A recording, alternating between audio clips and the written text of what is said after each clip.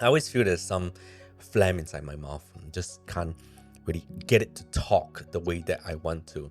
And it's always a good learning process for me to pause before I speak. I'm trying to cut down on the ums that I do. It's something that I've been working on, and I kind of am getting better.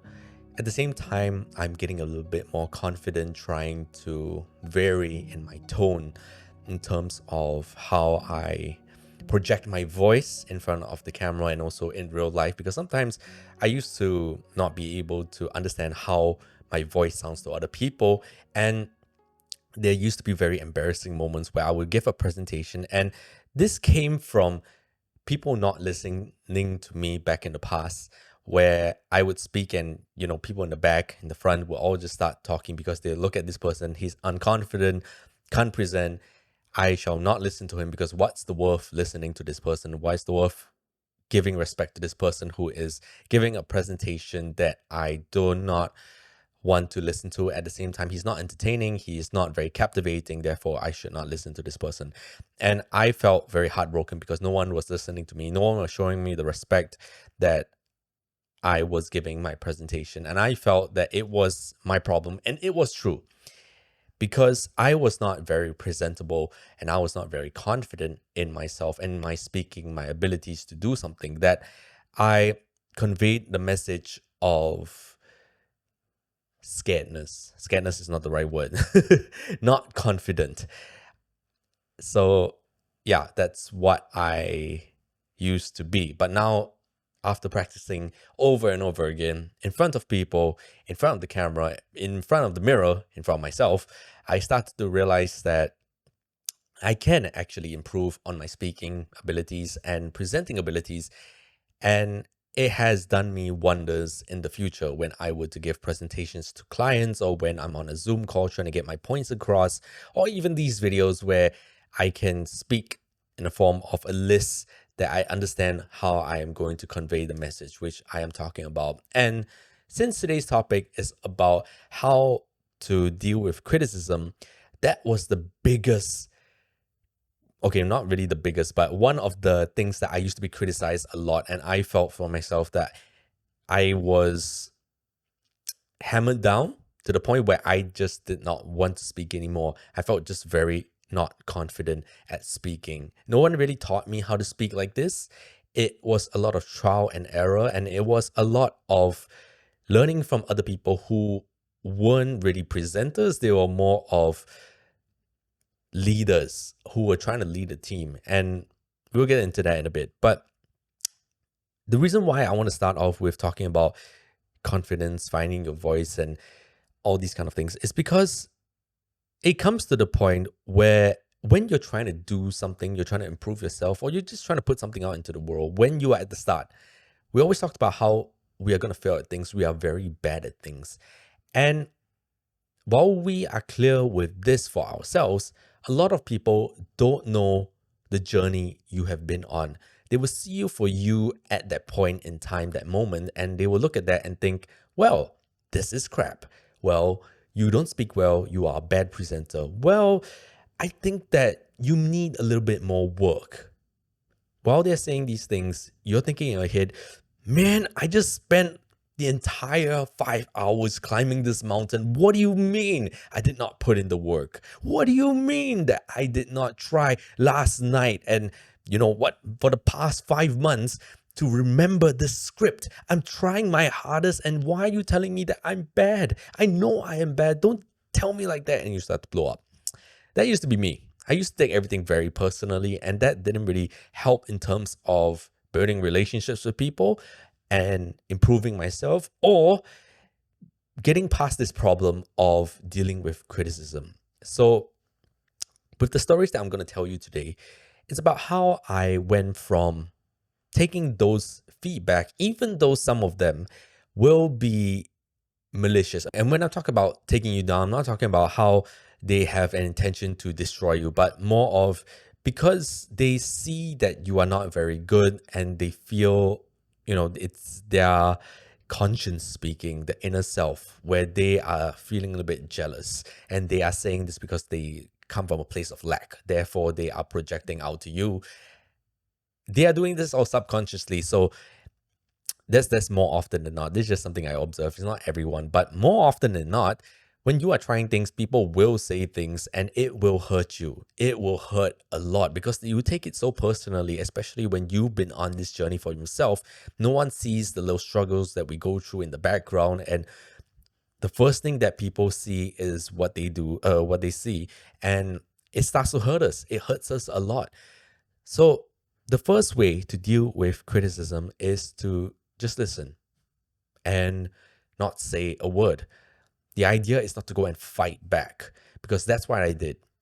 Fighting back and trying to justify my actions to lead up to that point just made whatever I have practiced for, led up to that point, quite irrelevant. It becomes me trying to add more sauce to a dish which was already not so good and spoiling it even more. That's the best way I can put it right now. And I felt that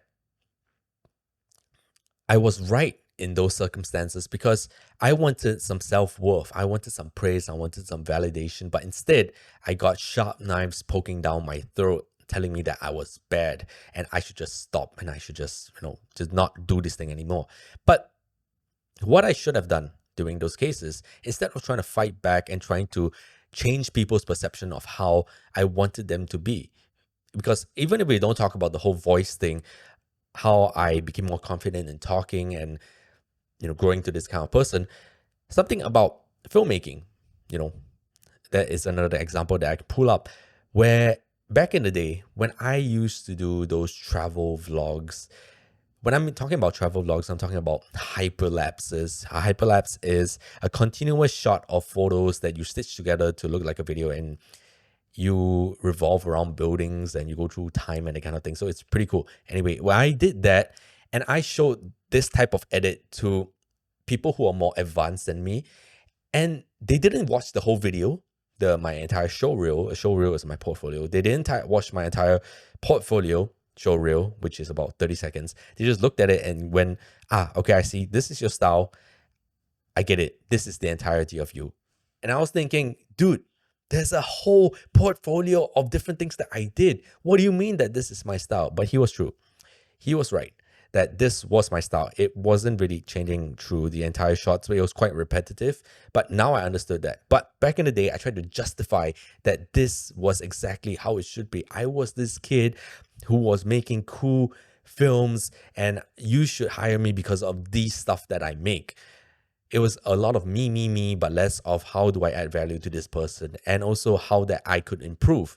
I was just blocking out whatever people were saying, trying to listen to the things that I wanted to hear, and the things that I did not want to hear were coming at me, and I felt that this was an attack on my own personal struggle. So I felt that that was quite painful, and that's why I fought back, trying to lay the foundations of what I did not really have. So that was the case of me during my filmmaking time. But it's the same thing. I should have stayed quiet and just listened to the person. Whether I agree or disagree, I could have gotten a sense of what this person saw me as, because what I see myself as would not have been the same as how this other person saw me. And a lot of people see me. So to deal with this criticism at the start is to just listen in and just take it.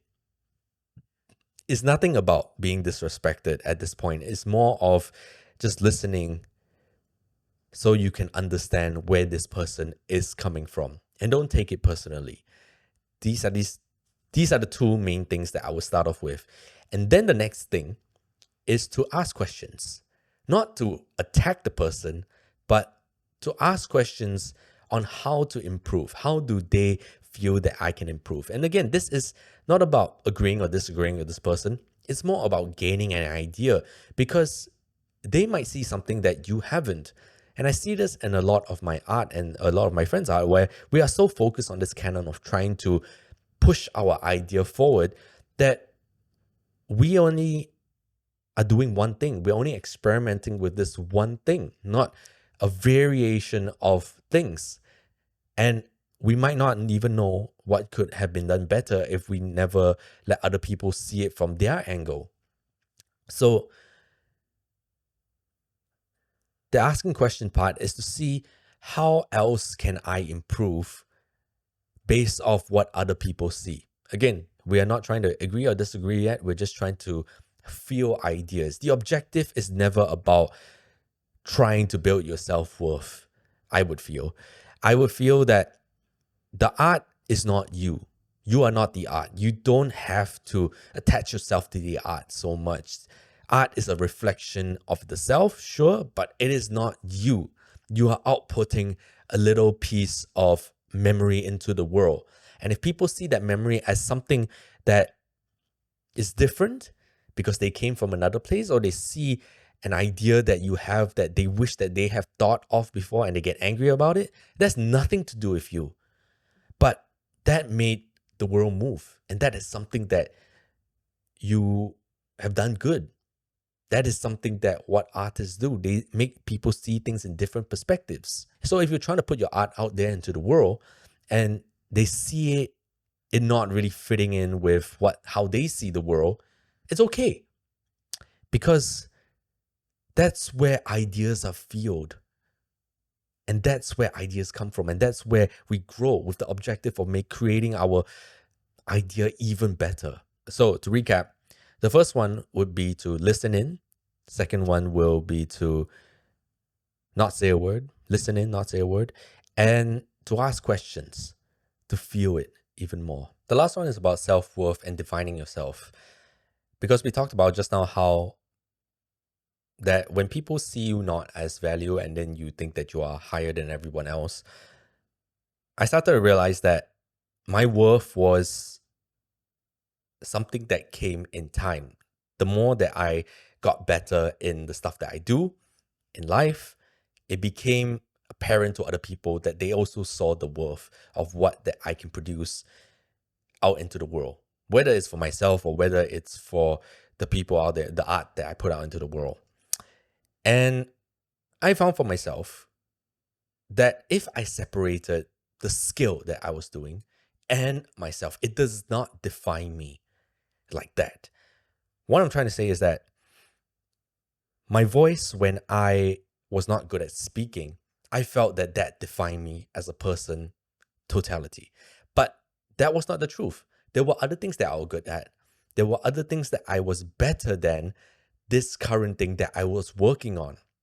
And when I separated the skill from the person who I am, I started to feel a little bit comforted, knowing that this is just a skill that I can hone and it's all part of the process of failing and being bad. And in this journey, I will get better. So the rest of me is not a failure. My worth is still there.